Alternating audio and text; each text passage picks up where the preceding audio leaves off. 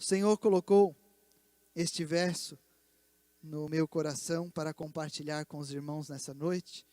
E eu quero compartilhar essas três coisas que nós lemos: alegria, paciência e sobre perseverança. Palavras que nós ouvimos diversas vezes já. Palavras da parte de Deus para as contidas nas Escrituras Sagradas, na vontade do Senhor para mim e para a sua vida, mas que o Espírito Santo de Deus nos a memória nessa noite, para edificação das nossas vidas, para fortalecimento da nossa fé. Eu tenho certeza que, por mais alegre que você entrou aqui nessa noite, por mais paciente que você, perseverante que você seja, o Senhor vai fortalecer a sua vida nessa noite. O Senhor vai alegrar o seu coração. O Senhor vai te forjar, te capacitar em paciência. O Senhor vai te dar perseverança. Perseverança. Este livro, esta carta aos Romanos, ela tem um conteúdo não diferente das nossas vidas. Paulo escreve à igreja de Roma, aos cristãos em Roma, falando daquilo que era o evangelho que ele estava vivendo, daquilo que era a verdade que ele estava vivendo e que ele cria. Porque quando ele escreve essa carta, ele se preparava para conhecer a igreja em Roma. Escreve falando que ele cria, da doutrina do evangelho de Jesus Cristo, que ele acreditava, estava vivendo, aquilo que proclamando e anunciando por todos os lugares aonde ele passava. E fica então relatado para o momento, há 2000 anos atrás, mas fica relatado na palavra maravilhosa para a minha vida, para a sua vida, nossas vidas hoje, no ano de 2015, que nós vivemos. E se nós verdadeiramente seguirmos esta orientação, nós verdadeiramente seguirmos esta palavra nos nossos dias, nós temos recursos maravilhosos para todas as dificuldades e sermos verdadeiramente mais do que vitoriosos em Cristo Jesus. Nós temos resposta para as nossas vidas, porque o livro de Romanos, e particularmente a segunda parte da Romanos, traz aplicações práticas para o dia a dia das nossas vidas. E verdadeiramente, quando nós compreendemos essa palavra, quando nós meditamos, quando nós abrimos os nossos ouvidos, os nossos olhos para entender, compreender e viver essa palavra, nós passamos pelos momentos da vida de uma forma diferente. E é isso que o Senhor tem para mim e para a sua vida nessa noite. Uma resposta para as necessidades diárias das nossas vidas hoje. Portanto, se você veio aqui e falou: Senhor, eu preciso hoje de uma resposta. Senhor, eu preciso hoje de uma definição. Senhor, eu preciso hoje. O Senhor tem uma resposta para a sua vida. O Senhor tem resposta para a minha e para a sua vida. Que fala no início: alegrar-se. Já guardado o conceito das coisas, guardado definições das coisas, nós conseguimos fazer conexão com as coisas. Então, se perguntarmos: O que é palavras? Nós temos até dificuldade em responder, mas todo mundo sabe o que é alegria. Todo mundo sabe o que é estar alegre. O que significa estar alegre? Estar alegre significa estar contente, estar jubiloso, estar regozijando. E aí, as expressões de alegria, elas têm diversas formas.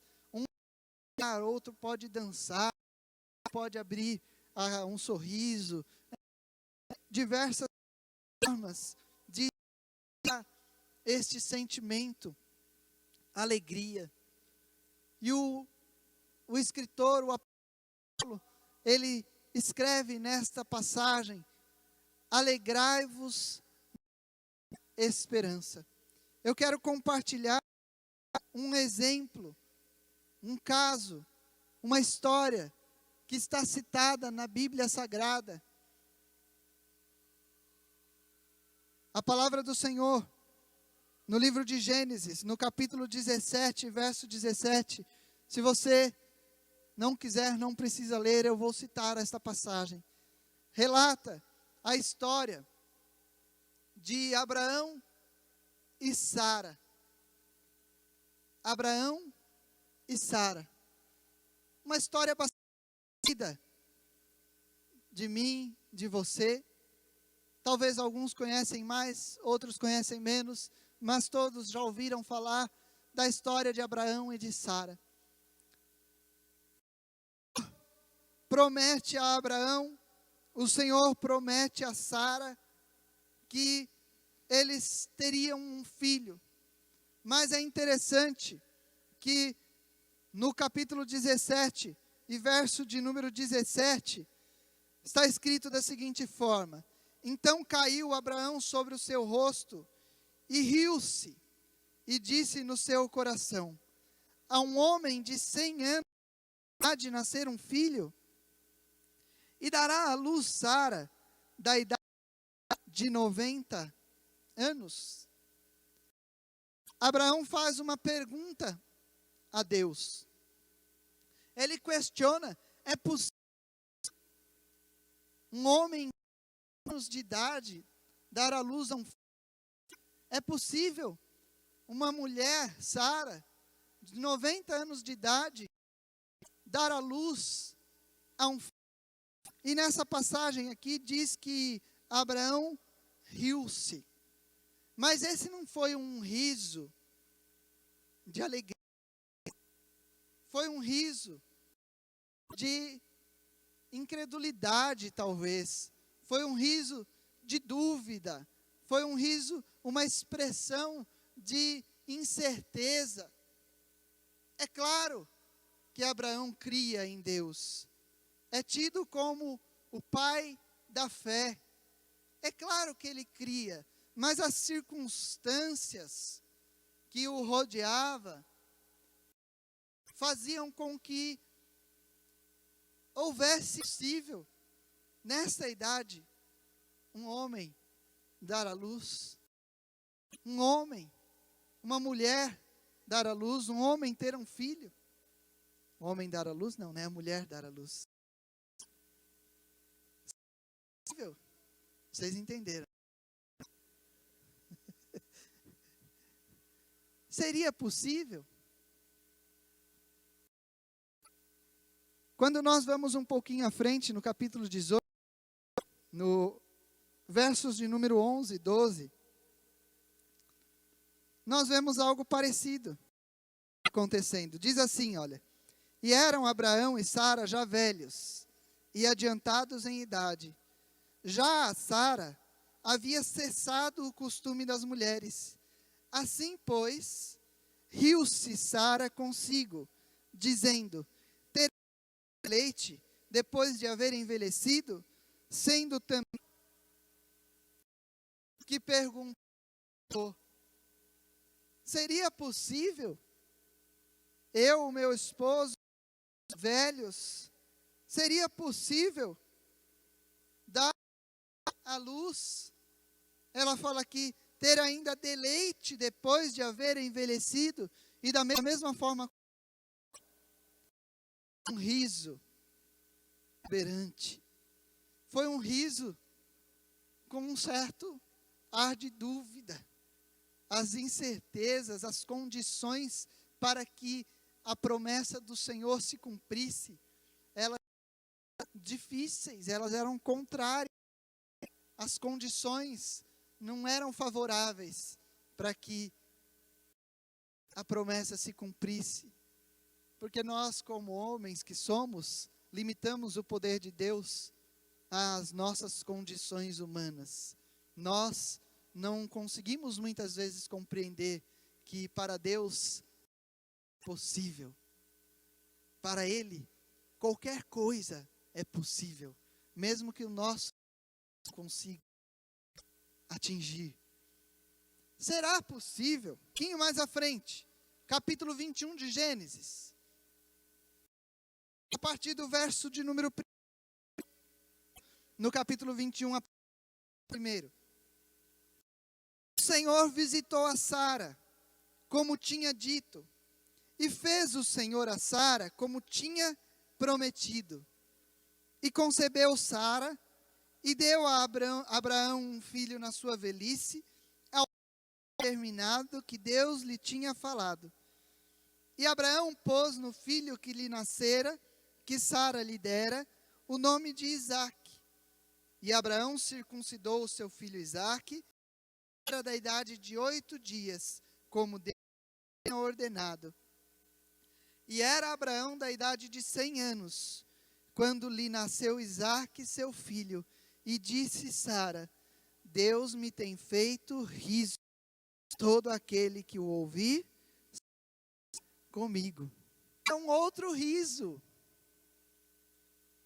Isaque significa riso, mas agora já não é mais um riso de incerteza, de dúvida, de desconfiança. Agora já é um riso de júbilo, de contentamento, de festa. Agora já é um riso do cumprimento da promessa. Agora já é um riso de louvor, de gratidão, de adoração. Agora é um riso diferente. Sara diz: Deus me tem feito riso, e todo aquele que o ouvir se rirá. Você sabe o que significa isso? Faz o seguinte, do JJ, quando ele estiver rindo, não tem jeito, você vai rir junto. Quando você está do lado de alguém que expressa muita alegria, ele já era assim, depois que casou com a Renata, ficou mais ainda. Não é, pastor? Olha lá, é verdade. Não tem jeito, contagia perto. O riso contagia quem está perto. Tem pessoas que quando você está do lado, você não se alegrar. Porque o riso da pessoa, a alegria da pessoa é tão grande, o contentamento é tão grande que contagia. E Sara fala: tem feito rir, todo aquele que ouvir se rirá comigo. Muita alegria estou sentindo. No capítulo 15 de Gênesis, eu vou voltar um pouquinho, presta atenção no que está escrito. No verso 1, coisas, veio a palavra do Senhor a Abrão em visão, dizendo: não temas, Abrão, eu sou o teu escudo, o teu grandíssimo galardão. Então disse Abrão: ó Deus, que me has de dar, pois ando sem filhos, e o mordomo da casa é o Damasceno Eliezer. Disse mais Abrão: eis que não me tens dado filhos, e eis que um nascido na minha casa será o meu herdeiro. E eis que veio a palavra do Senhor a ele, dizendo: não será o teu herdeiro, mas aquele que de tuas entranhas este será o teu herdeiro. Então o levou para se as pode contar, e disse-lhe, assim será a tua descendência. E creu ele no e imputece. Na história, nós contamos um pouco de cronologia. Deus deu uma promessa para Abraão. Deus disse a Abraão que sairia das suas entranhas. Deus disse a Abraão que lhe daria um filho, mesmo na sua velhice. Deus disse, Abraão tinha 70 anos de idade, e os anos vão se passando. E a promessa, e a promessa, e a promessa, e aguardando a promessa, aguardando a promessa. E aí, em um determinado momento, sai um riso, mas é um riso que não expressa tanta certeza, porque já faz tanto tempo que eu estou esperando a promessa. Senhor, eu creio, mas será mesmo? E aí de Sara sai um riso, mas é um riso que não convence, dúvida. É um riso de dúvida. Mas passa-se mais um tempo.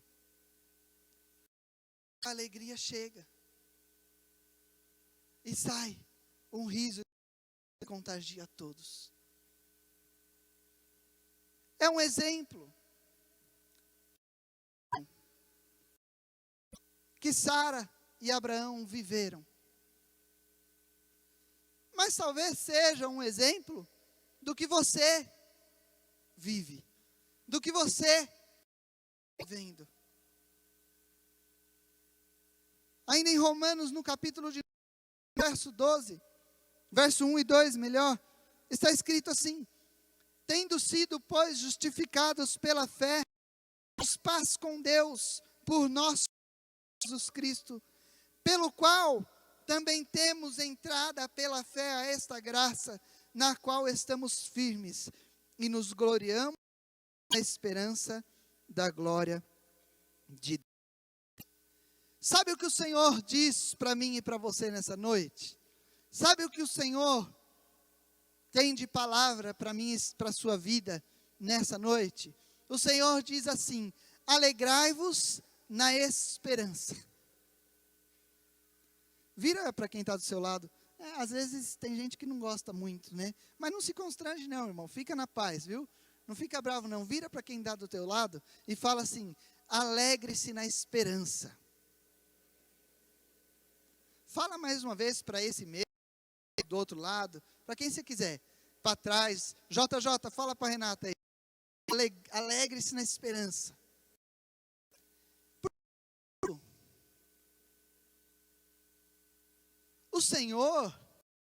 O Senhor quer ver alegria nos nossos corações, mas alegria na esperança, no momento em que ainda não aconteceu, no momento em que nós estamos esperando a promessa. É nesse momento que o Senhor quer ver alegria nos nossos corações. O Senhor diz: alegrai-vos na esperança. Essa promessa é uma promessa, é um ensino, é uma palavra para os nossos dias, para a nossa vida terrena e eterna. Nós fomos justificados pela fé, temos entrada pela graça, nos alegramos na esperança da glória de Deus. Nós aguardamos uma vida eterna com Cristo Jesus. O que alegra os nossos corações é que um dia Ele vai voltar. E essa esperança tem que estar viva dentro de nós. E essa esperança tem que gerar, produzir nos nossos corações. Muitas vezes nós vimos para a casa do Senhor. E isso não é uma crítica destrutiva é uma crítica construtiva para a sua vida. Entenda isso. Tem gente que louva ao Senhor, tem gente que adora ao Senhor, como se ele não tivesse recebido a vida, recebido uma sentença de morte. Porque você olha, e se você olhar para o lado da pessoa, você até desanima, se você não tomar cuidado. Você desanima, porque a pessoa não tem expressão nenhuma de alegria, de gratidão, de louvor, de adoração. É uma expressão de tristeza, de abatimento, de sentimento de obrigação de estar em um lugar que não gostaria de estar. Se você ficar olhando muito tempo, você acaba ficando triste também. Temos que nos alegrar. O Senhor quer ver alegria nos nossos corações. E essa alegria, ela tem que ser na esperança da vida eterna, na esperança do porvir, na esperança das promessas do Senhor para esta vida. Não é porque nós queremos gozar as coisas do Senhor nesta vida, mas é para que se cumpra a promessa do Senhor e vejam em nós a glória de Cristo Jesus. É para que vejam a certeza da fé em Cristo, a certeza de um Deus que é fiel e cumpre as promessas. Nós temos que ter alegria na esperança, esperando. Alegre-se, alegre-se, alegre-se, alegrai-vos na esperança.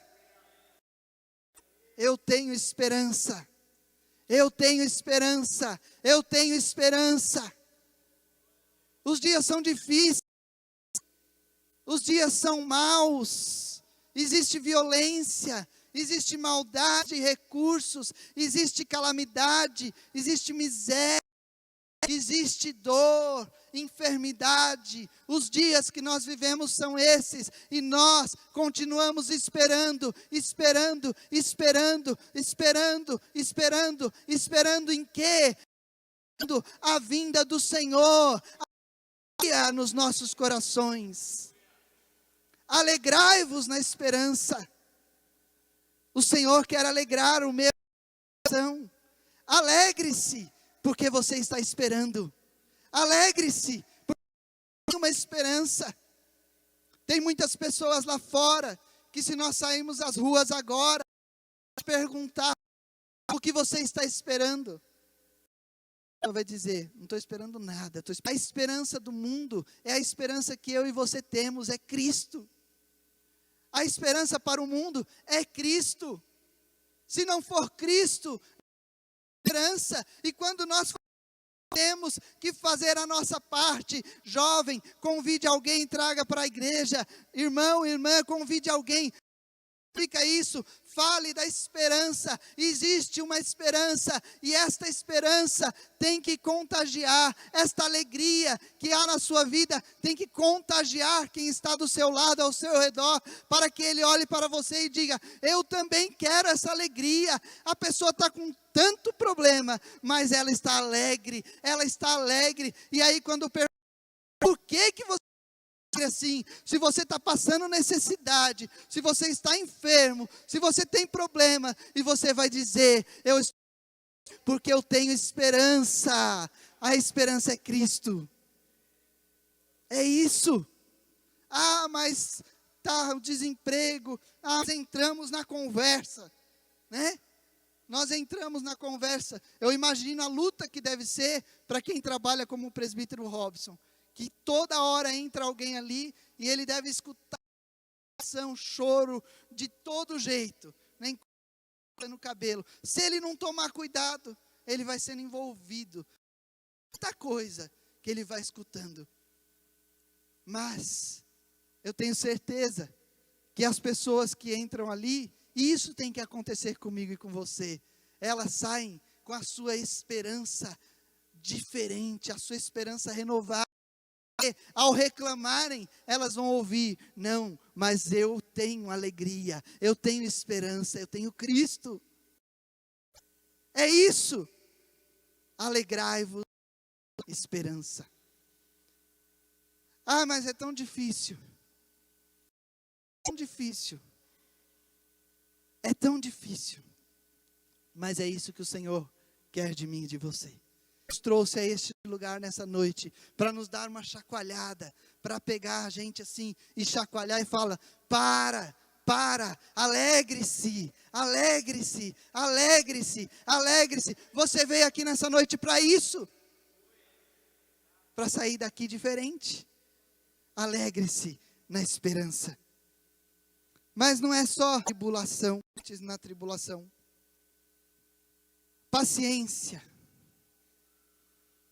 Nós conhecemos muito aquele ditado que fala a paciência de Jó, né?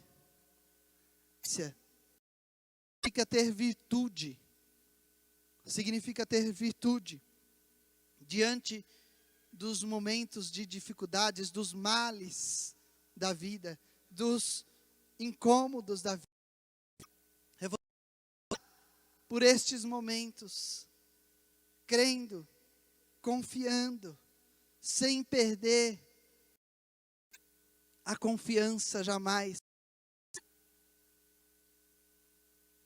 Paciência. Sede pacientes na tribulação. Ele já fala assim, porque paciência é isso.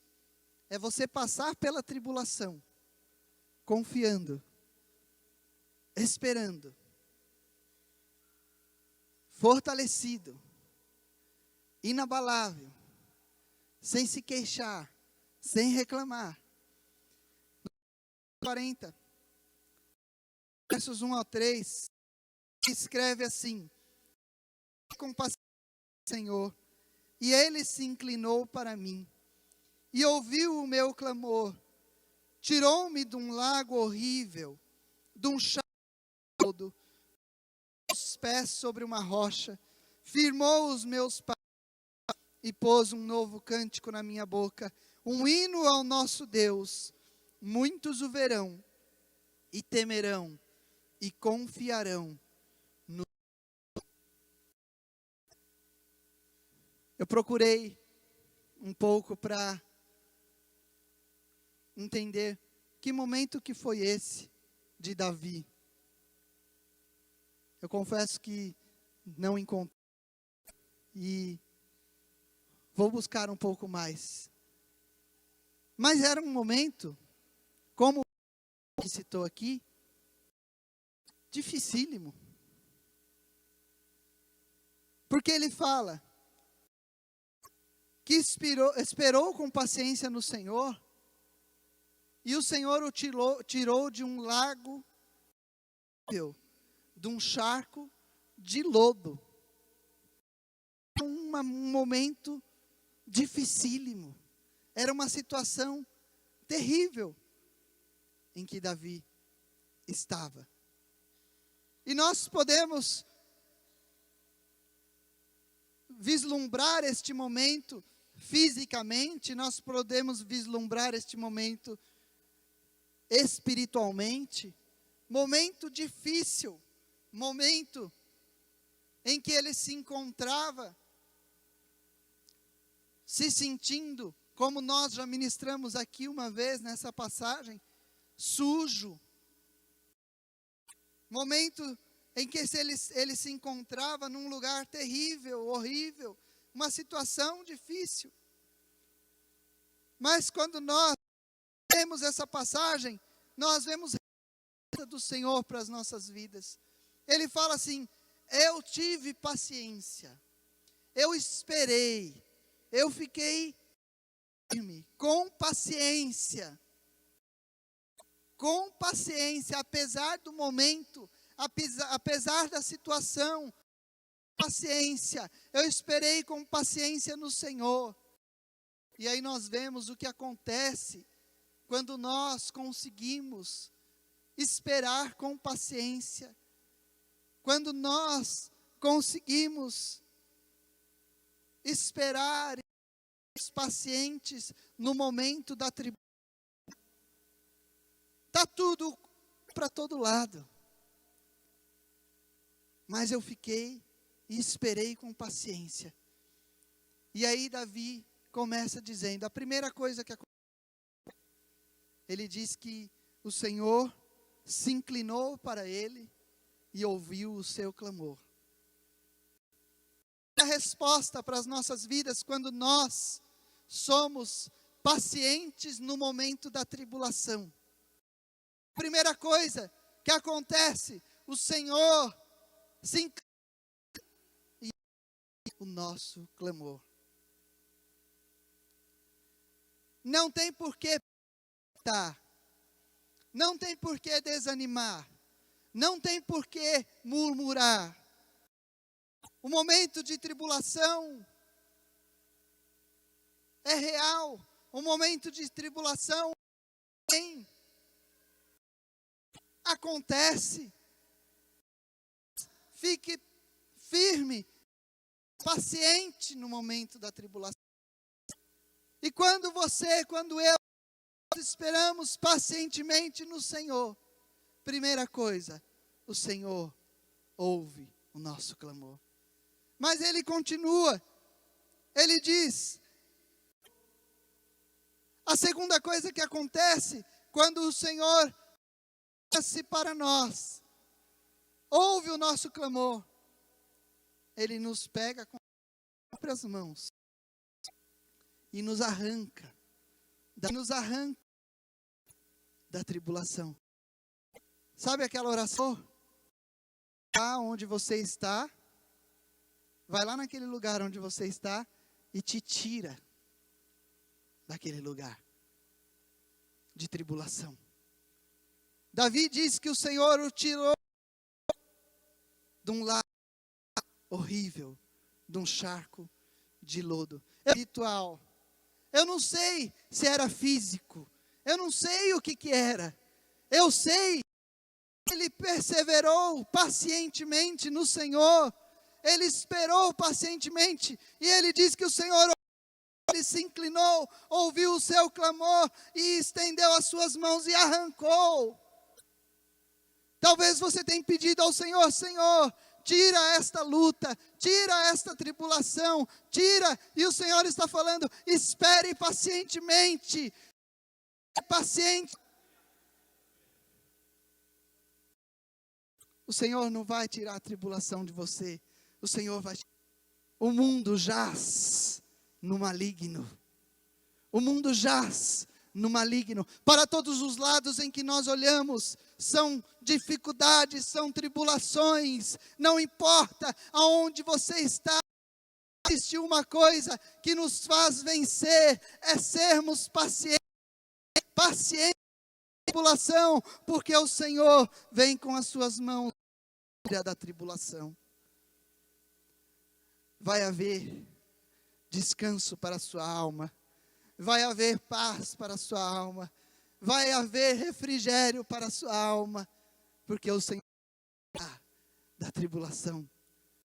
Não importa sujo, não importa quão terrível, não importa quão profundo, não importa as dimensões, o tamanho da dificuldade, não importa nada disso, profundidade, não importa, importa que se você ficar pacientemente, perseverante, esperando no Senhor, Ele vai te tirar da situação.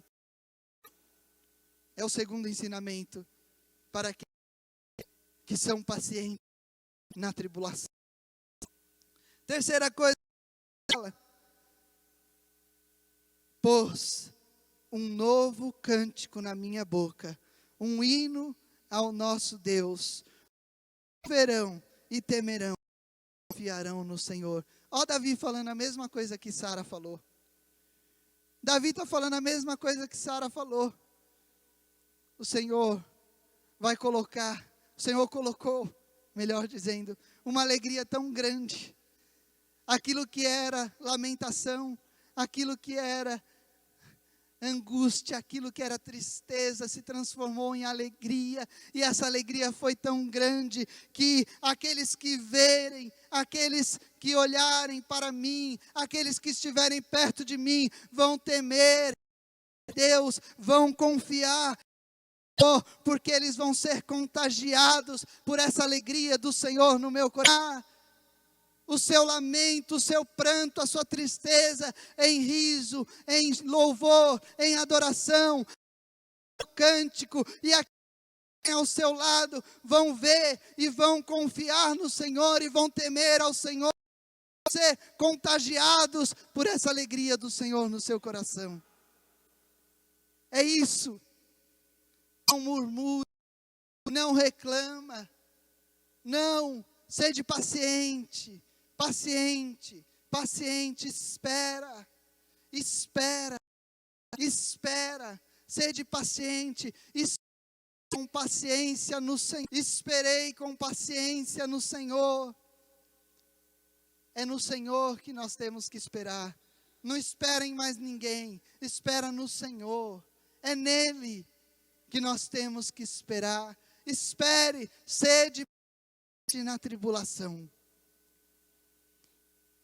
Mas Paulo ainda diz uma terceira coisa.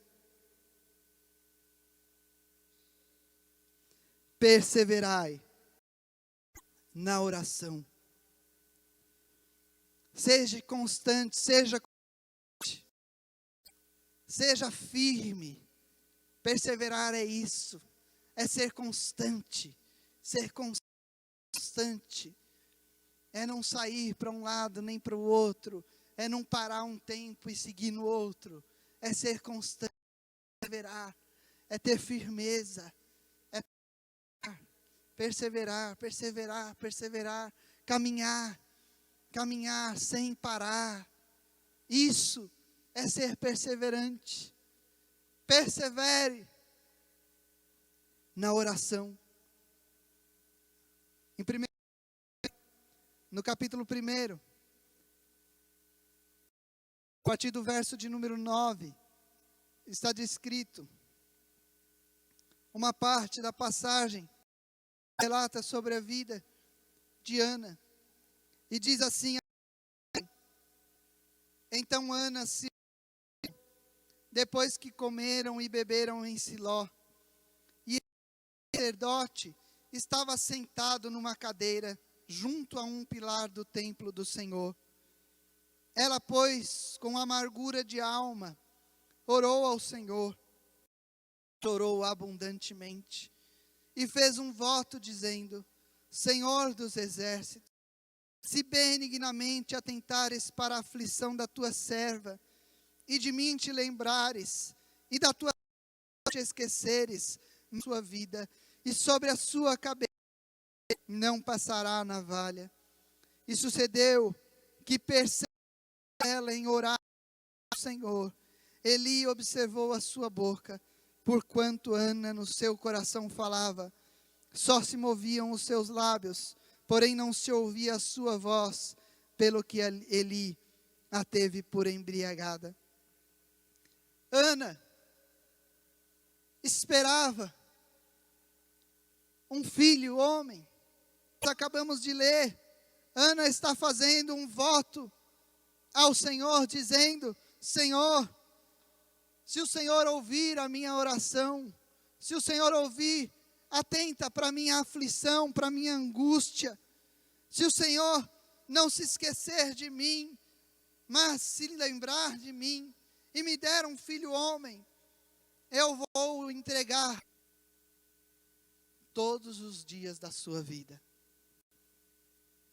Mas diz aqui na sequência que Ana perseverou em orar perante o Senhor. Perseverou em orar ao Senhor.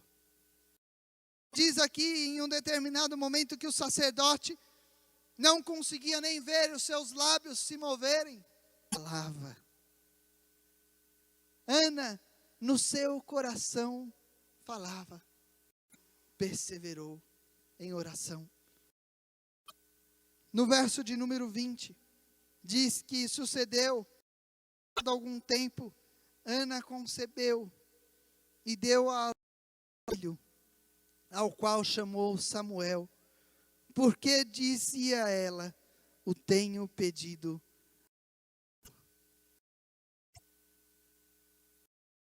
quantos têm parado no meio do caminho? Quantos são os relatos, são os exemplos daqueles que no meio do caminho deixaram de confiar, deixaram de não, quantos têm ficado à beira do caminho.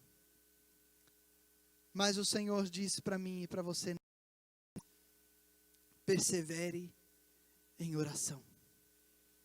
Ana perseverou e o Senhor entregou Samuel. Ana perseverou, o Senhor ouviu a sua oração, atendeu o seu pedido. Tem parado no meio do caminho. Muitos não têm perseverado, muitos têm desanimado. As justificativas são diversas. Os motivos que existem e são reais são muitos. Mas o Senhor diz para mim e para você esta noite: persevere em oração. Firme.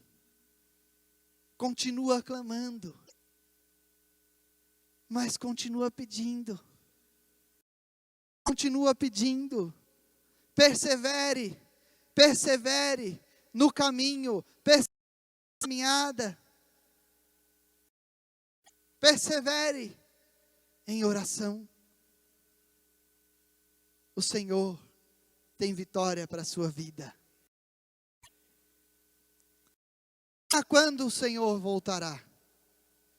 Quando é que o Senhor disse para mim e para você? Persevere. Persevere. Persevere.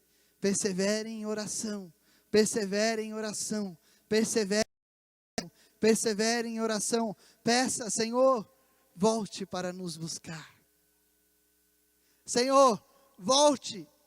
Venha buscar a sua igreja. Persevere em oração.